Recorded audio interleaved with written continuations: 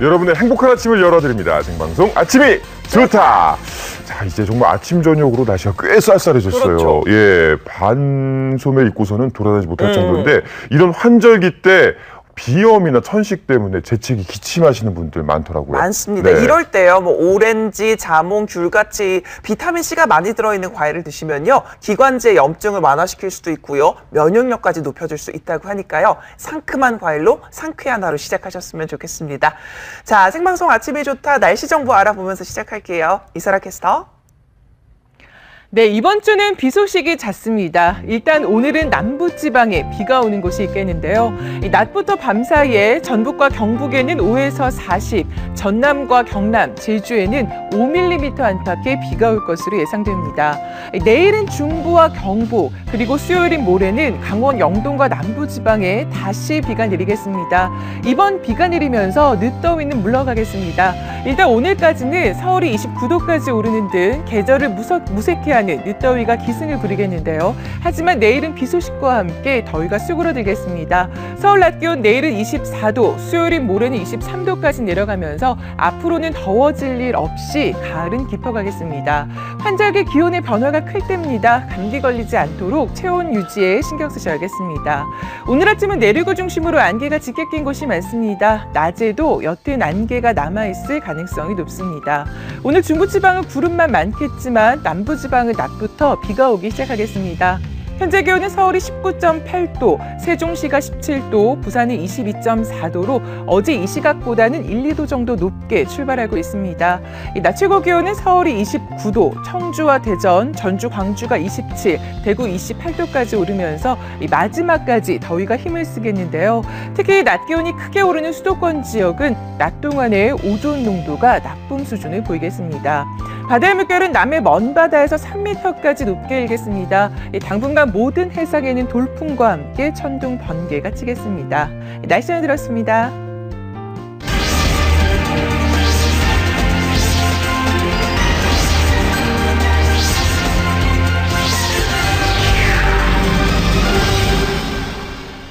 황당한 보험 사기, 비단 우리나라만의 일이 아닙니다. 이 펑치라고 불리는 중국 보험 사기꾼의 황당한 사기극이 화제인데요. 이 소식 잠시 후에 만나보도록 하고요. 먼저 최근 미국에서는 흑백 내전으로까지 불리는 이 흑인 차별 갈등이 최고조에 달했다고 합니다. 지난 주말 사건의 발달이 된 노스캐롤라이나 총격 사건의 영상이 공개됐는데요. 이 소식부터 바로 출발합니다. 지난 20일 발생한 노스캐롤라이나 총격 사건. 숨진 남성의 가족이 당시의 동영상을 공개했는데요. 총이 없다는 말에도 경찰은 방아쇠를 당깁니다. 네 발의 총성 뒤 쓰러진 스콧의 모습이 카메라에 담겼는데요. 유족이 공개한 이 동영상에서는 총기 소지 여부가 확인되지 않습니다. 이번 노스캐롤라이나 총격 사건으로 미국 사회 흑인 차별 갈등이 심화돼 샬럿에서는 며칠째 항의 시위가 계속되고 있는데요. 이번 시위로 수십 명이 다쳤고 한 명은 목숨을 잃기도 했습니다. 시위가 과열 양상을 보이자 경찰 당국에서도 당시 상황을 담은 영상을 어제 공개했는데요. 하지만 경찰 측 영상에서도 피해자가 총기를 소지했는지 확인되지 않아 경찰의 공권력 남용과 인종차별 논란을 잠재우기는 어려울 것으로 예상되고 있습니다. 하루빨리 사태가 마무리됐으면 좋겠네요. 한편 이집트 로제타 인근 해상에서 난민선 한 척이 뒤집힌 사고가 발생했습니다. 어선에 개조한 난민선에는 600여 명가량이 탑승한 것으로 추정돼 이집트 당국에 구조를 요청했지만 이는 묵살됐습니다. The fishing boats here, they're the ones who set out to look for the boat. They're the ones who brought the bodies out of the sea and the children. 구조된 난민은 164명으로 탑승객의 절반에도 미치지 못합니다. 더욱이 사망자 대부분이 수영을 못하는 어린이들로 밝혀져 안타까움이 더한데요. 구조된 난민들 역시 로제타로 옮겨져 구금되거나 치료를 받고 있습니다. 수백 명의 실종자를 찾는 수색 작업이 계속되고 있지만 이번 사고는 역대 최악의 지중해 참사로 기록될 전망입니다. 현지 시각 23일 터키 이스탄불에서는 한 승객의 경솔한 행동으로 대형 교통사고가 발생했습니다. 어머. 기사가 불친절하다며 승객이 우산으로 기사를 내리친 건데요. 기사는 정신을 잃었고 마주오는 버스를 정면으로 들이받습니다. 이 사고로 버스 옆에서 달리던 승용차 2대가 버스 아래로 깔렸는데요. 천만다행으로 사망자는 발생하지 않았지만 운전자를 포함한 승객 11명이 중상을 입어 병원에서 치료를 받고 있습니다. 운전자 폭행은 대단히 위험한 상황을 초래한다는 것 절대 잊지 말아야겠습니다. 애틀란타의 한 주택으로 무장한 강도 3명이 들어섭니다. 도둑들은 상자로 가득한 창고를 살피기 시작하는데요. 잠시 후 총을 든 주인이 나타나 강도를 제압하기 시작합니다. 총격에 놀란 강도들 혼비백산에 이리저리 도망치는데요. 현재 경찰은 이 여성의 대응 사격으로 범인 중 1명이 숨졌고 2명은 도주했다고 밝혔는데요. 경찰 측은 이 영상을 공개하며 도주범에 대한 제보를 당부한 상황입니다. 중국의 한 거리 버스 앞에 앉은 이 남성, 버스에 수차례 몸을 부딪히더니 이내 일어나 버스에 머리를 맞고 다시 쓰러집니다. 뭐 하는 거죠? 잠시 후 경찰이 나타나자 언제 그랬냐는 듯 벌떡 일어나 주섬주섬 짐을 챙기기 시작하는데요. 중국에서는 차량과 보행자 모두 질서를 지키지 않아 교통사고 사기가 기승을 부리고 있다고 합니다. 이 때문에 중국 정부는 블랙박스 장착을 권장하고 있다고 하네요. 이것은 왜 보셨을까요? 산악자전거 경주 대회 현장, 순식간에 4명의 선수에게 추월당하는 한 선수. 하지만 아직 포기하기 이르죠. 무언가를 결심한 듯한 이 선수. 페달에서 발을 떼어내더니 그대로 다리를 쭉 뻗어올립니다. 마치 슈퍼맨이 하늘을 나는 듯한 자세. 주변 선수들도 시선을 빼앗기고 마는데요. 내리막길에서 무게중심이 앞으로 쏠린 자전거는 페달을 밟지 않아도 선수들을 하나둘 추월해갑니다. 오토바이 운전자도 놀라움에 입을 다물지 못하는데요. 고난도 기술까지 선보이며 이번 대회 최고의 볼거리를 제공한 이 선수, 아쉽게도 순위권에는 들지 못했다고 하네요. 지금까지 지구촌은 지금이었습니다. 네, 마지막 자전거 영상은요. 이렇게 추월당할 때 상대 팀 선수들이 굉장히 약올랐을 것 같아요. 그래서 맨 마지막에 웃었을 것 같습니다. 재밌네요. 네, 잘 봤습니다. 자, 다음은 연애 기획입니다. 권재관 씨. 네, 영화나 드라마를 보다가 하는 경험 여러분 다들 있을 거라고 믿습니다. 바로 예상치 못한 스타들, 바로 카메오의 등장 때문인데요. 영화, 드라마, 방송할 것 없이 짧은 분량에서도 아주 강력한 존재감을 보이는 우리 카메오들의 활약상을 모아봤습니다. 지금 함께 보시죠. 의열단과 일본 경찰 사이에 숨막힌 암투를 그린 영화 밀정. 넌 이 나라가 독립이 될 것 같냐? 송강호와 공유의 열연이 눈길을 끄는 가운데 적은 분량이지만 압도적인 존재감을 남긴 배우가 있었습니다. 의열단장 정태산 역의 이병헌입니다. 적의 첩자를 역으로 우리 첩자로 만든다. 영화 달콤한 인생 놈놈놈으로 인연을 맺은 김지훈 감독의 작품 밀정의 카메오로 출연했는데요. 자, 그나저나 평소에도 이렇게 드십니까? 촬영한 능경이 너무나 화기애애합니다. 여기서 애드립 하나 해줄게요. 자, 보이거든요. 애드립 욕심도 부리는데요. 씨가 해줬으면 좋겠다는 생각을 갖고 있었는데 또 마침 뭐 되게 바쁜 척 했는데 사실 되게 시간이 많이 남았어요. 보석 위에 새긴 인물 조각을 뜻하는 카메오. 보석보다 돋보이는 조각이라고 하여 작은 비중에도 눈에 띄는 배역을 뜻하게 되는데요. 올 한 해 개봉한 한국 영화에는 유달리 카메오의 출연이 많았습니다. 저기요, 이상한 사람이 하나 타고 있는 것 같은데. 영화 부산행에서 좀비 바이러스에 감염된 여성 역할을 맡은 배우 심은경. 프리퀄 애니메이션 서울역에서 목소리 연기한 것을 인연으로 영화에 깜짝 출연하게 되었습니다.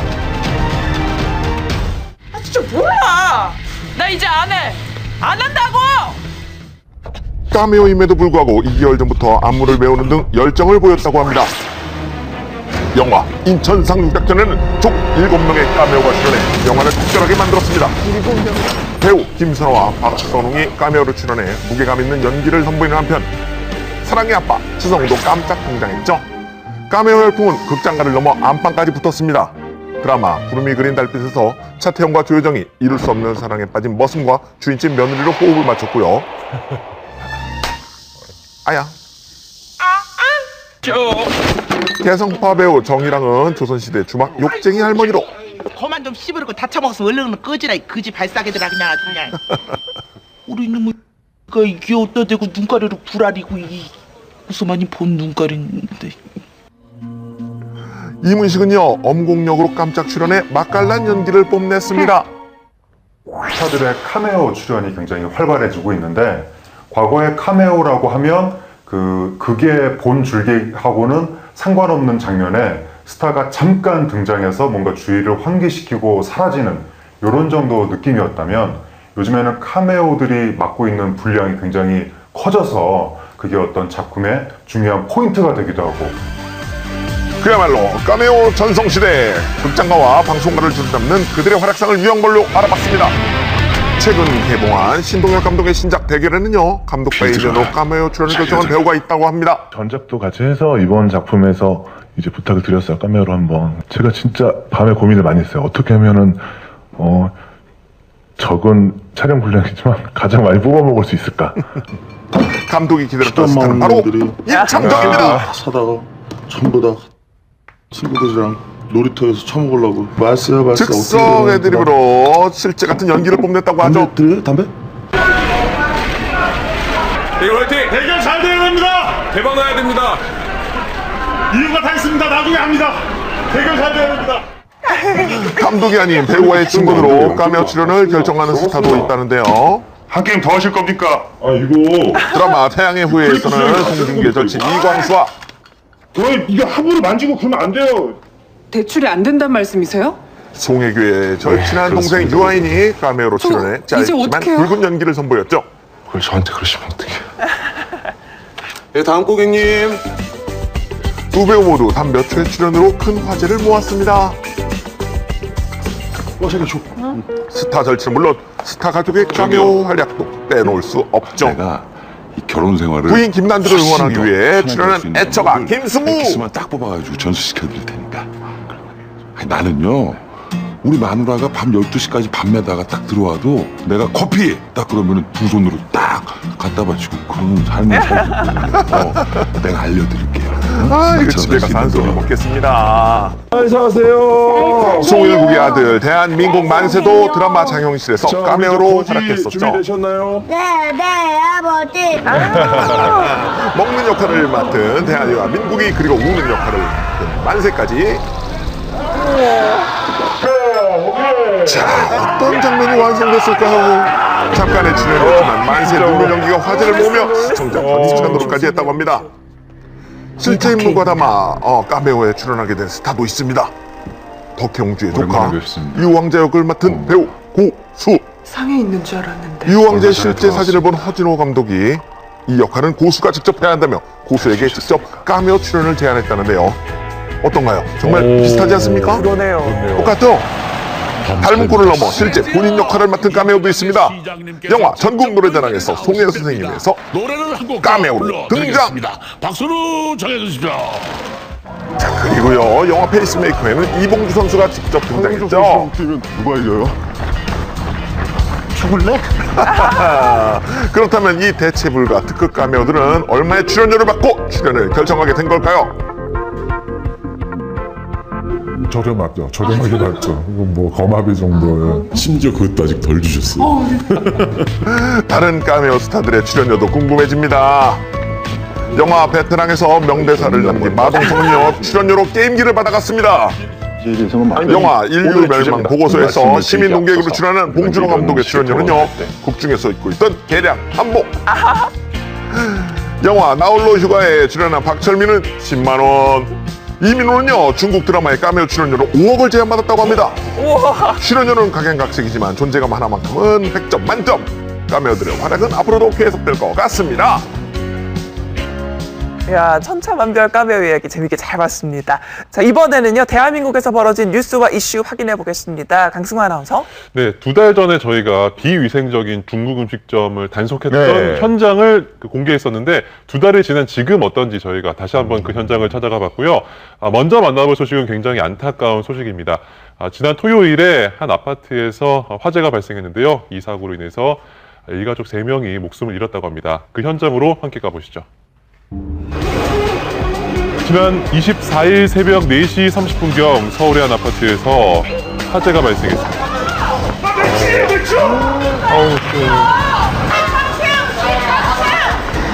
13층에서 치솟은 불길이 15층까지 올라간 건데요. 소방관이 총동원돼서 1시간 만에 겨우 진압했을 정도로 큰 화재였습니다. 이 사고로 잠자던 일가족 3명이 숨지고 주민 17명이 부상을 입었습니다. 화재가 발생한 아파트를 찾아가 봤는데요. 새벽에 처참함을 보여주는 외벽이죠. 화재가 발생한 13층은 더욱더 참혹했습니다. 불길이 휩쓸고 간 자리의 물건들, 형체를 알아볼 수 없는 잿더미로 변했고요. 남은 것 아무것도 없습니다. 큰 불이었네요. 경찰과 소방당국의 1차 감식 결과 화재 원인 전기 배선 문제인 것으로 추정되고 있는데요. 국과수에서 몇 가지를 가져갔어요. 그게 결과가 보름이나 한 달 정도 걸린답니다. 당시 원인 모를 불길을 피하기 위해서 베란다로 향했던 부녀는 결국 세상을 떠나고 말았습니다. 아버지하고 딸은 또 도망가려고 왜 베란다 나갔던 게 오히려 칼을 자초했는 거야. 딸은 어린이 뜨거우니까 앞쪽이 떨어졌잖아. 나무가지 불러졌는데. 둘째 딸은 불길을 피하려다가 1층으로 추락했는데요. 병원으로 옮겼지만 결국 숨졌습니다. 일가족 5명 중 3명이 사망한 대형 사고인데요. 어머니와 아들은 살아남았지만 중상을 입었습니다. 위층으로 번진 불길 때문에 위층에 거주하던 주민들의 피해도 심각한데요. 14층, 15층 완전 날벼락이잖아요. 자다가 무슨 날벼락이야. 죽었잖아요, 13층에. 어떻게 변상을 할 수 있어요? 이놈이 주장난 지. 15층에는 다 탔어요, 양. 안타깝고 진짜 어떻게 해볼 수가 없죠. 그 사람들은 졸제 이재민이 됐는데 안 그래요? 세 사람이나 죽고 17명 다쳤다고 하는데 끔찍스러워요. 주민들이 대피소로 선택한 옥상에도 화재의 흔적은 고스란히 남아 있습니다. 뭐가 있었는지 짐작하기도 어려울 정도로 복도가 새까맣죠. 맛집인데요. 온전한 걸 찾기가 힘듭니다. 냉동실에 있는 물건을 챙기려고. 네, 급히 챙긴 건 냉동실 속 반찬들 뿐입니다. 변변치 않은 음식들이지만 챙길 수 있는 게 이거밖에 없다고 하네요. 던지려는 게 아니라 지금 냉동실에 있는 게 상하니까 그것만 빼가는 거예요. 뭐 던질 수도 없어. 손을 댈 수가 없어. 사고 나는 거 보상은 어떻게 했는데요? 부서 여기서 받아. 뭐 보험 같은 거 안 드셨어요? 뭐 저 가짜 보험이나 들었어야 맞죠. 막막하지 뭐. 그거 핸드폰만 듣고 저막 수리할 것도 안 돼. 임시 상황실을 마련한 관할구청. 한순간 이재민이 된 주민들에게 보상할 방법은 없는 걸까요? 보험에 대한 지원 계획 부분은 세부적인 물적, 인적 피해 보상 부분은 이제 아파트 관리사무소에 총괄을 해요. 저희가 지금 할 수 있는 거는 총 8가구인데 6가구에 대한 부분이 긴급구호가 최대 60만 원이 가능하게끔 되어 있어요. 하루빨리 정확한 원인 분석과 복구 대책이 마련되길 바랍니다. 전국이 폭염으로 몸살을 앓던 여름, 도로가에 자전거 한 대가 놓여있죠? 자세히 보니까 한 남성이 앉아 있습니다. 그러네요. 네. 지치셨나? 신고를 받고 출동한 경찰 옆으로 가보는데요. 다운증 후군 아이가 울고 있다. 전혀 대화가 안 통하고 배도 만지고 뭐 그래고 뜨거만 해서 아니 우린 어디가 아픈가 서로 소통이 전혀 안 됐습니다. 그때 눈에 띈 건 자전거 옆에 적힌 보호자의 연락처였는데요. 어머니가 편찮으셔갖고 병원에 입원하셨는데 어머니 만나러 그렇게 나온 것 같다라고 그렇게 말씀하시더라고요. 네, 그래서 이제 병원에 데려다 주려고 했는데요. 쉽지 않았다고 합니다. 자전거 막 계속 그러더라고요. 원하는 자전거를 눈 앞에서 갖고 가는 모습을 보여줘야. 그래서 이제 보이게 저렇게 자전거 질주를 하기 시작했습니다. 남성을 태운 순찰차는 뒤를 따르고 있고요. 남성의 어머니가 계신 병원으로 가기 위해서 우리 경찰 분들이 뜨거운 도로를 달리고 또 달립니다. 한참을 달리다가 갑자기 멈춰서는데요. 자전거를 순찰차에 실어보려고 하지만 안 들어가더라고요. 크군요. 접어보려고 이제 또 해봤는데 자전거 역시 쉽게 접히지 않습니다. 결국 실패를 하고 마는데요. 방법이 자전거를 타고 달리는 것밖에 없었다고 합니다. 아이고. 그래서 다시 달리기 시작합니다. 아유, 더운데. 한참을 이렇게 달린 끝에 드디어 파출소에 도착을 했습니다. 고생하셨습니다. 덕분에 남성을 보호자에게 무사히 인계할 수 있었는데요. 그제서야 이제 미소를 보이시네요. 고생하셨습니다. 이날 자전거로 달린 거리가요 3km 정도 됐다고 합니다. 은근히 거리가 있었어요. 어머니를 찾아 나섰다가 길을 잃은 영상 속 주인공 용희 씨. 오늘도 어머니가 계신 병원을 찾았습니다. 용희 왔네. 어이구. 엄마 나왔어. 엄마 봐봐. 투병 중인 어머니를 매일 이렇게 보러 온다고 합니다. 진정 효자죠. 엄마에게 약 같은 것도 그 시간에 때 약 딱 갖다 먹이고 용돈 주면 그냥 계속 엄마 먹을 거 사다 먹이고 항상 손잡고 산책도 하고 아주 엄마가 오른팔 지팡이 역할을 했죠. 고마우셔야죠, 어머니. 지금 경찰 아저씨 아니었으면 내 동생 잃어버릴 뻔했고요. 다시 못 만날 수도 있었어요. 너무 감사드리고요. 누님 말씀 잘 들으셔야 돼요. 덕분에 용희 씨, 어머니 그리고 누나도 다시 만날 수 있었습니다. 경찰 아저씨 정말 감사합니다. 전북 진안군의 한 마을인데요. 확률 1% 미만의 경사가 났다고 합니다. 뭘까요? 네 경사가 났다 그러는데. 좋은 일이죠. 뭐 여기요. 복 받을지. 처음 봤어요. 흥계로 더 좋은 것이 어디가 있어. 못 보는 건데 살 수가 있어야지. 뭐냐고요? 여기 좀 알려주시면 안 돼요? 무슨 일인데요? 우리 소가 새쌍둥이를 낳았어요. 예, 드문 일입니다. 소가 새 쌍둥이를 낳았습니다. 화제의 주인공들 얼굴 좀 볼까요? 아이고. 태어난 지 열흘밖에 안 된 새끼들이에요. 오른쪽부터 첫째, 둘째, 막내. 밥을 이제 들어왔는데요. 첫 번에 나면 여가 있고, 다음에는 저가 있고, 저쪽에. 마지막에는 여가 이제 마지막에 나고 있더라고요. 그렇게 이제 있어가지고 이제 깜짝 놀랐다니까. 첫째만 유일하게 수컷입니다. 그래서 좀 혼자 노는 걸 좋아하는데요.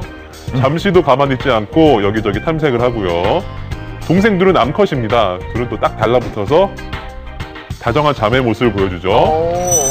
삼둥이들이 태어나고 나서 가장 바빠진 건 할아버지입니다. 왜냐면요, 매일매일 우유를 챙겨줘야 되거든요. 아이고. 잡아야 하는데. 예, 이제 건강하게 크려면 잘 먹어야 하잖아요. 근데 또 어린 아기들이다 보니까 도망가기 바쁜 삼둥이들입니다. 안 먹어야지. 이건 좀 엄마 젖이 아니어서 좀 어색한 것도 좀 있을 거예요. 우유 한번 먹이려면 이렇게 이제 매번 술래잡기가 펼쳐지는데요. 태어난 지 열흘밖에 안 됐는데 새끼들이 참 건강하고 힘이 좋죠. 언제 다 먹이죠? 나름 또 할아버지만의 또 방법이 있습니다. 저렇게 다리 사이에 껴서 잡으면 성공. 예, 할아버지의 특급 비법이죠. 세 마리 다 먹이시나 봐요, 그렇게. 예, 이렇게 먹이요. 원래 소는요, 한 번에 새끼를 한 마리만 낳는 단태 동물이기 때문에 이렇게 여러 마리를 낳으면 젖이 부족할 수 있습니다. 그래서 직접 우유를 먹일 수밖에 없다고 하네요. 아, 그렇겠네요. 네. 맛있어요? 3주, 앞으로 2주만 지내가면요. 이제 사료 먹기 시작이면 그때는 이상 없어요. 아, 맛있다, 우유. 많이 먹었나 보네요. 할아버지 감사합니다. 이번에는 고구마를 준비했는데요. 누구 걸까요? 소가 고구마를 먹어요? 고구마 먹죠. 이거 좀 약간 특식인가 봐요. 네, 삼둥이를 낳느라 고생한 어미소를 위해서 할아버지가 마련한 특식인데요. 이게 산후조리에 뭐 도움이 되는지 안 되는지 잘 모르시지만 그래도 주고 싶으셔서 이렇게 준비를 하신다고 합니다. 얼마나 고맙겠습니까? 고맙다. 3마리나 줘서. 네, 정말 보기만 해도 어디서 이런 복덩이가 왔을까 싶을 텐데요. 아유, 본인도 좋다고 하죠. 뜻하지 않은 행운의 새 쌍둥이 송아지를 얻은 할아버지, 더 바랄 게 없다고 하시네요. 잔등 칠 말고 건강하게 커라. 할아버지의 애정을 듬뿍 먹은 삼둥이 몇 주 후면 더 쑥쑥 자랄 텐데요. 건강하게 잘 자라세요. 2달 전에 중국 음식점을 단속했었죠. 모두를 경악하게 할 정도로 위생 상태가 심각했는데요. 더러운 건 기본이고요. 유통기한을 넘긴 음식도 중국 있었습니다. 음식점 단속을 하면서 원산지를 허위로 표기하고 주방의 위생관리가 너무 안 되었던 부분들, 그런 사례들에 대해서 다시 한번 긴급 점검해 보려고 합니다. 보긴 싫지만 보겠습니다. 단속 당시 위생 상태가 정말 엉망이죠. 식재료 관리도 안 되고 있던 한 중국 음식점입니다. 아우 지저분해라. 파리들이 여기 앉았다 여기 앉았다 이러잖아요. 파리들이 자연스럽게 앉아있죠. 제 집 마냥. 냉장고는 더 충격적인데요. 저 뭐였을까요? 저 뭘까요? 저 뭔가요? 밥인데 상할까봐. 예? 볶음밥인데 상할까봐 넣는 건데. 대처하려고 한국에 분명한데요. 그렇게만 안 하지 않고 어떻게 보자. 음식물 재사용까지 의심됐던 이 음식점 지금은 어떨까요? 다시 가봤습니다. 음식점 사장 단속팀 등장에 당황했는데요. 설마 그대로일까요? 더러웠던 주방 확인해 보겠습니다. 그런데 몰라볼 정도로 깨끗해졌습니다. 맛이 나요. 예. 냉장고는 어떨까요? 설마 하지만 열어보겠습니다. 예, 다 깨워졌어요. 단속팀도 놀랍니다. 예, 식재료 분류 잘 돼 있고요. 깔끔해라. 2달 전과는 완전히 다른 모습이죠. 흠잡을 데 없이 식자재 보관도 잘 돼 있는데요. 2달 동안 열심히 청소하셨나봐요. 아유, 잘 몰랐었는데 이거 한번 오시고 나서 여기저기 물어보고 이제는 청소를 어떻게 해야 되는지 일 끝나고 이제 이렇게 해서 깨끗하게. 네, 단속의 의미가 이런 데 있는 거 아니겠습니까? 기분이 좋아지네요.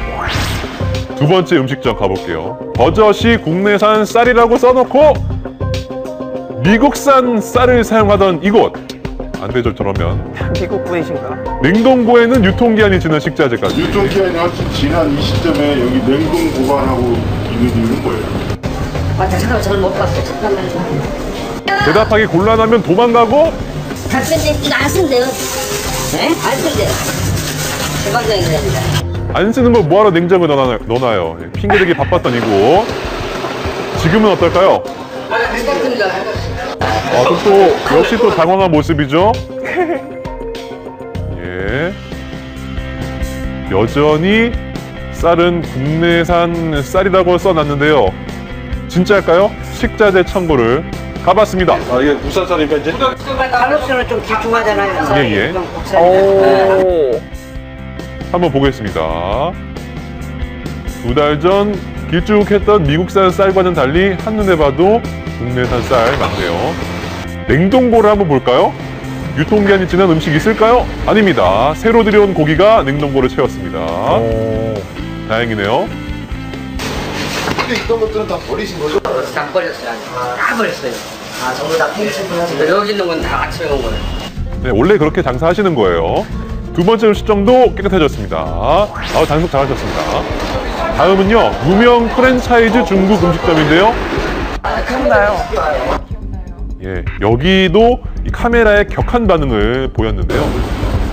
2달 전 단속 담당, 단속팀이 도착하자마자 그냥 급하게 청소하던 모습. 그래서 안타깝나 보다. 다음 거 해야 되는데. 예, 이 밀가루 반죽이 달라붙어 있던 반죽기 지금은 깨끗할까요? 어머나, 완전 새 건가요? 깨끗해졌죠. 번쩍번쩍하네요. 예. 오른쪽이 사실은 정상이에요, 현재는. 자, 그리고 정말 충격적이었던 장면이 있었는데요. 복도에 가득했던 담배꽁초. 맞아요. 그리고 그 옆에 있던 식자재. 참 견디기 힘들었는데요. 지금은 어떨까요? 복도를 차지했던 대추는 내부에 보관돼 있고요. 식자재 모두 해충의 침입, 담배로부터의 위험 걱정이 없습니다. 위법 사항인지 몰랐기 때문에 그런 부분에서 섭섭했던 부분이나 이런 것들이 있었습니다만 어찌됐든 법적인 조치니까 이거는 시정해야 된다고 봅니다.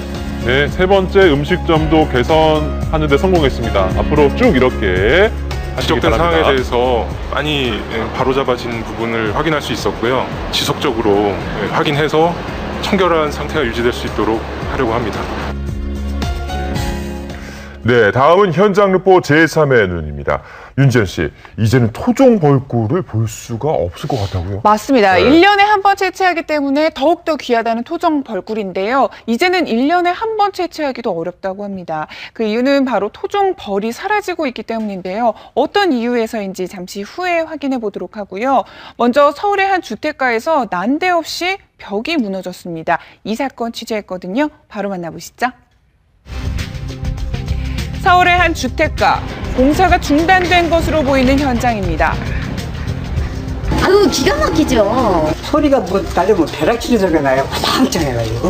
한다하고 말고요. 요즘에 하도 지진 때문에 날 덜덜 떠는데 지진이라는 줄 알았다 그러더라고요. 지진으로 착각할 정도의 큰 소동이 있었다는데요. 현장을 직접 찾았습니다. 집 내부가 훤히 들여다 보이는 곳. 얼마 전까지 사용한 것으로 보이는 물건들도 보입니다. 아니 그 무슨 인형의 집 마냥. 대체 무슨 일이 있었던 걸까요? 아예 벽 한쪽이 당시 출동한 소방대원을 찾아갔습니다. 저희가 현장 도착했을 때의 상황은 다가구 주택 신축을 위해 터파기 공사를 하여 넓은 구덩이가 파여져 있었고 그 옆에는 단층 주택이 있었는데 주택의 한쪽 벽면 전체가 붕괴되어 있었습니다. 신축 빌라를 짓던 공사 현장에서 지면을 파는 터파기 공사를 하다가 옆집의 벽면을 받치고 있던 흙을 견들어 이 벽이 무너져 버렸다는 겁니다. 황당한 일인데요. 무슨 날들 하는 한밤중에 일어난 아찔한 사고. 자칫 크게 다쳤을 수도 있었을 것 같은데요. 장인어른 괜찮으신데 장모님은 지금 뭐 늦게 나오셔가지고 뭐 좀 넘어지고 뭐 그런 정도. 건물 짓기 시작하려고 얼마 안 돼서 벽에 금이 가고 막 그랬었어요. 건설업체 그 현장 소장을 괜찮으니까 걱정 말라고 막 그렇게 얘기를 했는데, 그러나 건설업체의 말과 달리 무너져 내린 주택 벽면. 당시 공사에 참여했던 관계자에게 이야기를 들을 수 있었습니다. 화요일날 치고 다 찾는 시간이 한 4시쯤에 끝났나? 근데 5시 뭐 좀 넘어가지고 화장실에 금이 갔다고. 무너질 거 알았네요. 예, 그 화장실에 벽이 금이 갔다니까 감지를 좀 했죠. 당시 상황을 말해주듯 처참한 현장. 절단된 듯 한쪽 벽만 붕괴된 사고. 대체 왜 이런 일이 일어난 걸까요? 건축법 제26조에 의하면 토지를 깊이 파는 경우 토합에 대하여 안전한 구조의 흙막이를 설치해야 합니다. 사고 현장은 어땠을까요? 지금 흙막이 파마가지고는 이런 그 굴착 공사를 처갑을 이겨낼 수가 없습니다. 보강 조치가 된 그 흙막이 판이 들어가 줘야 되겠습니다. 이거 흙막. 이거 합하니까 외부에서 안으로 이제 흙이 들어오는 거를 막는 거죠. 아, 이게 흙막이라고 하는구나. 예. 합판이 아무래도 좀 약하겠죠? 조금 약하긴 약하겠죠. 힘이 없지, 그러니까. 공사업체에서 설치한 흙막입니다. 어딘가 약하고 부실해 보이는데요. 보통 공사 현장에서 사용하는 오른쪽 흙막이와 한눈에 비교가 되죠. 다르네요. 공사업체 입장을 듣기 위해 전화를 시도했습니다. 연결이 되지 않아 음성사서함으로 연결이. 받지 않는데요. 이후 대책은 어떻게 되는 건지 구청에 물었습니다. 소유자가 세입자하고의 어떤 관계를 정리해야 되는데 정리가 안 돼 있는 상태에서, 그러니까 건축주가 그분을 상대로 해가지고 이주 대책이라든가 이사 비용이라든가 이런 거를 협의 중에 있어요. 다행히 인명 피해는 없었지만 자칫 더 큰 문제로 이어질 수 있었던 상황도 있습니다. 이러한 1차적인 구조물 붕괴는 옆에 가스나 수도, 전기와 같은 설비로 연결되는 2차 사고로 연결될 수 있습니다. 전체적인 건물의 안전과 함께 주위 설비에 관계되는 방지 대책이 앞으로 보완 조치가 돼야 되겠습니다. 황당하지만 아찔했던 사고, 더욱 철저한 안전 점검이 필요하겠습니다.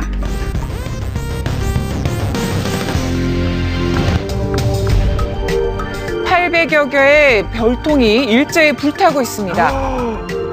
바로 토종벌 전염병인 낭충봉화 부패병 때문입니다. 건더기가 되지 못하고 녹아버리면서 이 물주머니가 생기는 그런 병인데 현재 치료제가 없기 때문에 토종벌 본군에서 한번 걸리면 몰살되고 그다음에 이웃에 있는 토종벌에도 그렇게 커지기 때문에 사라지는 현상이 있다고 보고가 되고 있습니다. 2010년부터 우리나라 토종벌에 급격하게 퍼진 낭충봉화 부패병. 발병하는 순간 무조건 폐사에 이르는 전염병입니다.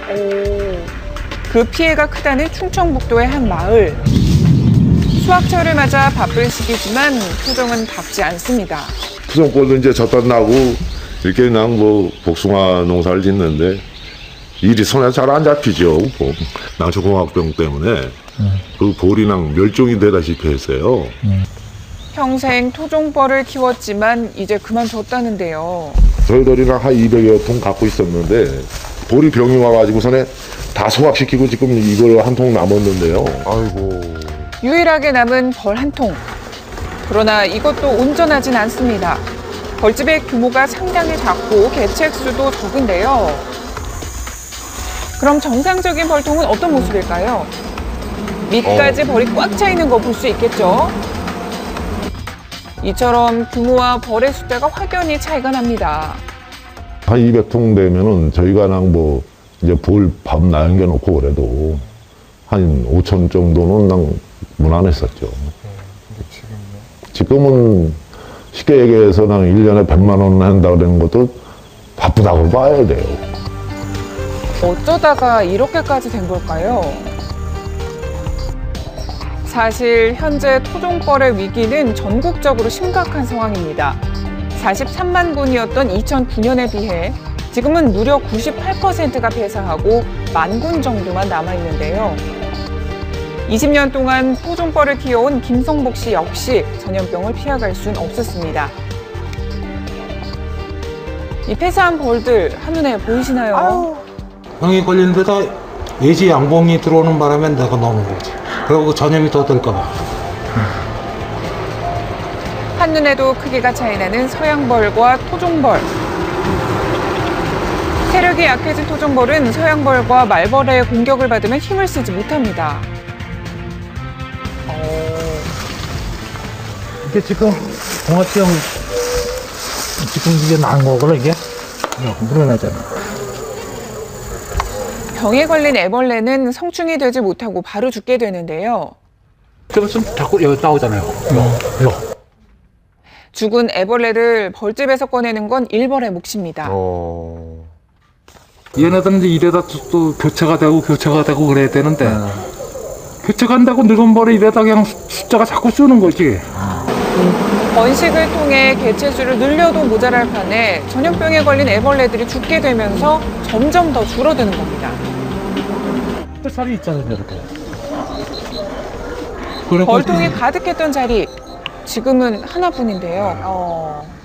이마저도 곧 소각할 위기입니다. 아니 하면서 번식을 하려고 노력을 둘이서 많이 했지 이거를. 번식을 또 엄청나게 막 40~50등씩 막 넣고다가 또 병이 오면 전멸하고 또 늙으면 또 병이 와서 또 죽이고 그랬다고. 안타깝지 뭐. 손 놓고 있을 수밖에 없는 현실이 그저 허망하기만 하다는 김성복 씨. 애지중지 키워온 벌들을 태울 때마다 속도 까맣게 타들어갑니다.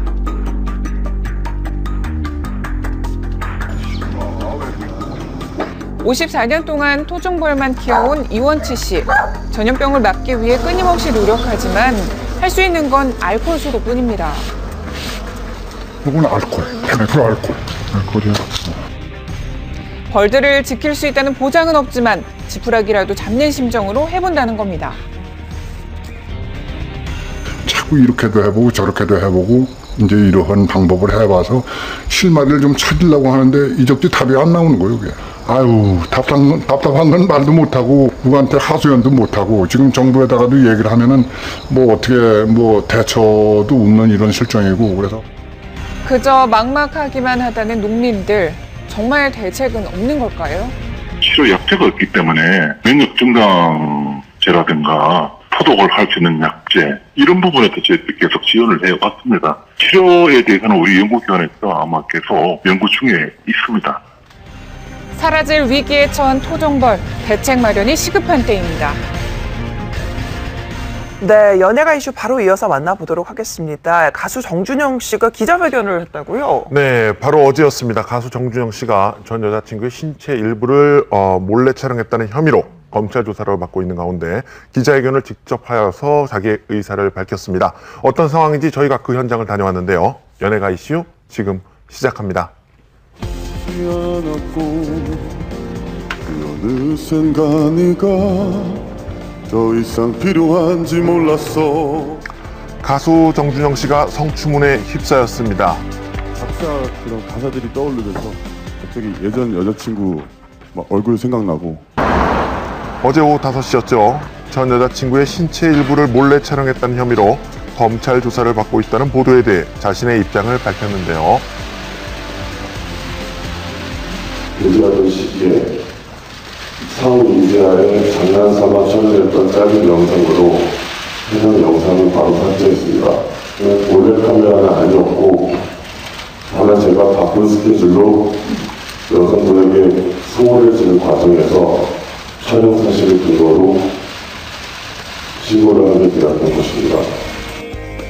현재는 고소인도 소를 취하했고 무혐의 탄원서를 제출했다고 합니다. 소를 취하했었으나 이게 지금 신고죄하고 관련이 없이 조사를 쭉 하게 되어 있는 그런 사안이지 않습니까? 그렇다 보니까 검찰에서는 계속해서 원점대로 수사를 하겠다. 경솔한 행동으로 저를 생각하셨던 모든 분들에게 피해와 실망감을 안겨서 다시 한번 사죄의 말씀을 드리겠습니다. 죄송합니다. 검찰에서는 원점 재조사를 하겠다고 한 상황. 앞으로의 추이가 주목됩니다. 개그맨 정영돈 씨가 방송에 복귀했습니다. 활동 중단 1년 만인데요. 깜짝 컴백이 더욱 화제가 되었던 이유. 활동 시작과 동시에 배우 신현준 씨가 제작하는 웹영화의 시나리오 작가로 데뷔한다는 소식 때문입니다. 신현준 씨가 대표로 있는 그 영화사하고 중국하고 합작을 하는 100억대 프로젝트의 그 웹 영화입니다. 신현준 씨가 아이디어를 좀 자주 구했었다고 그러고요. 그 아이디어를 구하는 과정에서 정영돈 씨가 가지고 있었던 아이디어가 너무 괜찮고 하니까 이참에 그냥 시나리오 작가를 맡아주면 어떻겠느냐. 반가운 소식은 이뿐만 아니었습니다. 대포군과 함께 음원을 발표하며 직접 가사를 써 그간의 심경을 노래로 표현하기도 했는데요. 힘든 결정이었어. 수없이 많은 고뇌와 번뇌. 며칠 밤낮을 괴로워했네. 무슨 결정이든 내가 내린 결정. 진솔한 그의 가사에 누리꾼들도 뜨거운 호응을 아끼지 않으며 응원을 보내고 있습니다. 다재다능한 우리 정영돈 씨의 활발한 활동 앞으로도 기대할게요. 아직 배우고 채워야 할 게 너무나 많습니다. 그 나라는 진실로 문명의 빛을 비추는 좋은 땅이 되는 것이겠지. 근엄하고 카리스마 있는 연기로 사랑받았던 배우. 그를 만나러 대학로를 찾았습니다. 과연 누굴까요? 함께 살고 싶고. KBS 아침이 좋다 시청자 여러분 안녕하세요. 임동진입니다. 오랜만에 인사를 드리게 됐습니다. 안녕하세요. 한동안 브라운관에서 모습을 볼 수 없었던 임동진 씨, 힘든 시기를 보냈다는데요. 아주 그 심각한 뇌경색, 뇌졸중이라고도 얘기를 하더라고요. 평생 휠체어를 타야 된다는. 그런데 거기서 일어섰죠. 정말 잘 됐습니다. 절망의 끝에서 일어날 수 있었던 거는요. 끝까지 믿고 지켜준 가족 덕분이었습니다. 몸이 연약해질 때는 가족밖에 없죠. 약을 먼저 챙기는 일이 제 아내 눈뜨면 하는 일이에요. 덕분에 연기도 인생도 새롭게 시작하게 되었다고 합니다. 늘 시청자 여러분들을 안방에서 여러 매체에서 좀 자주 뵙기를 소망합니다. 감사합니다. 네, 앞으로도 건강하시고 좋은 활동 기대하겠습니다. 자, 다음 순서는 시청자 제보로 이루어지는 코너입니다. 김지훈 아나운서. 네, 어느 날 갑자기 내 집 앞에 도로가 마구 파헤쳐졌다면 얼마나 당황스러울까요? 근데 실제로 170여 가구 정도가 모여 사는 마을의 마을길이 어느 날 하루아침에 뚝 끊겼습니다. 그런데 놀랍게도 알고 보니까 이 길을 끊은 사람이 바로 땅 주인이었는데요. 도대체 어떤 일 때문에 이런 일이 생긴 걸까요? 저희가 시청자 제보에서 취재해봤습니다. 함께 만나보시죠. 제작진 앞으로 전달된 한 통의 제보. 마을 도로가 훼손되었다는 내용입니다. 상세한 내막을 알기 위해 제보자를 만나러 마을로 향했는데요. 마을로 들어서는 얼마 지나지 않아 포착된 것, 제보 사진과 일치했습니다. 차량은 운행이 불가능한. 네, 이렇게 철근과 콘크리트 덩어리가 나뒹굴면서 한눈에 봐도 보기 흉할 정도로 도로가 훼손되어 있는 모습인데요. 걷기도 힘들겠어요? 네, 이렇게 기가 막힌 상황 이것만 마을 사람들은 쉽사리 훼손된 도로에 손을 대지 못하고 있습니다. 허물어진 채로 계속 생활을 해왔다고 하는데요. 이렇게 된 지 얼마나 된 거예요, 지금? 이 파는 걸 7월 28일 날인가 팠을 겁니다. 이 땅을. 그리고 8월 한 달, 지금 9월 달까지 지금 2달이 좀 넘는 것 같네요. 무려 2달 동안 마을 주민들이 손을 놓고 있을 수밖에 없었던 이유. 이렇게 만든 사람이 바로 땅 주인이기 때문입니다. 마을 주민들에 따르면 땅 주인이 일부러 도로를 파헤쳤다고 하는데요. 기분이 안 좋죠. 이런 짓거리야 썩었어 이것이. 저 우리 동네 와서 협조 사명을 하고 이걸 한 일도 없고 그래요. 그럼 애매한 이 동네 주민들이 저 피해를 보고 있는 겁니다. 그 중에서도 가장 피해가 심각한 사람은 바로 도로 앞에 사는 주민입니다. 집 앞에 주차도 못하고요. 멀찌감치 대놓고 걸어서 간다고 하는데요. 시끄럽는데요. 제가 그 아저씨 땅이다 알고 고집을 피우시고 몇 년 전부터 연락을 하셔가지고 자기 마음대로 하시고 여기다 밥 만든다 그러는데 이거 밥 만드는 거 이거 진짜 어려운 일이에요. 이거 철 다 파야 되고 잘라야 되고. 마을 주민 대부분이 이렇게 도로를 만든 땅 주인을 원망하고 있었습니다. 마을 주민들의 공공의 적이 돼버린 땅 주인. 그는 대체 왜 이런 일을 벌인 걸까요? 내 땅인지 다 알고 있어요. 마을에서도 알고 있고 모든 사람이 다 내 땅인지 알고 있습니다. 알고 있는데도 말 한마디 않고 그 위에다 또 콘크리트 이런 위에다가 아수코를 깔아놨어. 그것도 해결 안 됐는데. 네, 그것도 해결 안 되는데 나한테 말도 없이 하다 기가 확 맥혀서 이거 너무 땅이다. 이거 무슨 짓거리냐. 땅 주인은 자기 땅을 도로로 쓰고 있는 게 화가 났다는 건데요. 생기면서부터는 이 길이 있었지. 마을에서 이제 새마을공사인가 뭐도 하면서 이제 땅 주인들한테도 다 협조 받아서 전부 그렇게 돌려냈죠. 아무 문제 없이 썼죠. 오히려 황당하다는 주민들은 왜 하필 가장 바쁜 수확철에 이렇게 불편하게 하는지 이해가 안 된다고 합니다. 실제로 올해는 농기계를 실은 어떤 차량도 마을 가운데로 진입할 수가 없었습니다. 행여나 도로를 건너려고 하면 땅 주인이 남긴 1m가 안 되는 좁은 길로 가야 하는데요. 보이시죠? 이마저도 폭이 좁아서 오토바이는 아슬아슬한 고개 운전을 해야 합니다. 위험하네요. 네, 게다가 이곳 마을은 고령의 어르신들이 많이 사는 곳인 만큼 안전사고도 걱정이 되는데요. 그렇다고 훨씬 먼 길로 돌아가는 건 더 불편하기 때문에 좁은 길로라도 다닐 수밖에 없는 겁니다. 농사질 때는 뭐냐면 전기도 이렇게 가야 쓰고 자동차도 댕겨야 쓰고 모두 그런데 저거 지금 저렇게 해보면 오들 저쪽으로 돌아서가 댕기면 얼마나 불편해서 고속도로에도 땅이 들어간 데가 있어. 여기도 내 땅이 들어간 데가 있습니다. 그럼 그 돈을 파야 됩니까? 그 얘기예요. 여기에 대해 땅 주인은 어떤 입장일까요? 부모로부터 땅을 상속받았다는 땅 주인도 물러설 수 없는 이유가 있습니다. 이미 수차례 지자체에 민원도 제기했는데요. 논 땅을 둬두면서 교환을 하자. 그래가지고 교환을 했어요. 이렇게까지 하고 싶은 생각은 없으셨을 거 아니에요? 없죠. 과거 윤 씨의 부모님이 농어청 공사와 땅을 맞 교환했다는 것. 헌데 그 땅이 도로가 됐으니 원통하다는 겁니다. 나 태어난 때짜리 여가. 그리고 아버지가 물려준 땅은 요것밖에 없어요 이제. 내 땅에 내가 주인 행세를 했을 거다. 하다못해 텃밭이라도 갈아먹어야 될 것 아니냐. 땅을 맞교환해준 지자체 입장을 들어봤습니다. 이 도로가 1962년도부터 그러니까 약 지금 50년 이상 됐구만요.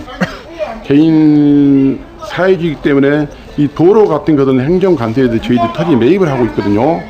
토지 소유자하고 협의를 해가지고 저희들이 그에 상응하는 토지 가격에 상응하는 감정평가를 해가지고 저희들이 보상할 계획입니다. 하나의 길을 두고 일어난 분쟁, 해결의 실마리를 찾을 수 있을까요? 마을 주민들 전체 입장에서 본다라고 하면 어떤 토지 소유권자의 자신의 소유권을 주장을 하는 것이 굉장히 이기적인 모습으로 비춰질 수도 있으나 현행 민법상 소유권자는 당연히 자신의 소유권에 기해서 해당 토지를 사용 수익을 할 수 있는 권리가 있습니다. 자기 소유의 땅이라고 하더라도 그것이 사실상 도로에 이용되고 있다고 하면 형법상 교통방해죄는 해당될 수 있습니다. 마을 주민들 전체랑 소유자와 어떤 협상을 해서 일정 부분 사용료의 차원에서 보상을 해주든지 아니면 사용료를 지급을 하고 합법적으로 사용을 하든지 그렇게 원만하게 해결하는 것이 가장 좋은 방책인 것 같습니다. 2달 전 길이 끊어지면서 소통도 더 단절되어 버렸습니다. 저 빨리 좀 조치 좀 해줬으면 좋겠어요. 어떻게 하여튼 가타부터 어떻게 하든지 간에 영상복구를 시키는지 다른 건 바라지 않습니다. 내 땅만 찾으면 돼. 현재 마을 주민들과 땅 주인은 법적인 절차를 밟기 시작했는데요. 원만한 해결점을 하루빨리 찾을 수 있길 바랍니다. 네, 9월 26일 월요일 저희가 준비한 소식은 여기까지입니다. 저희는 내일 아침에 여러분을 찾아뵙겠습니다. 생방송 아침이 좋다.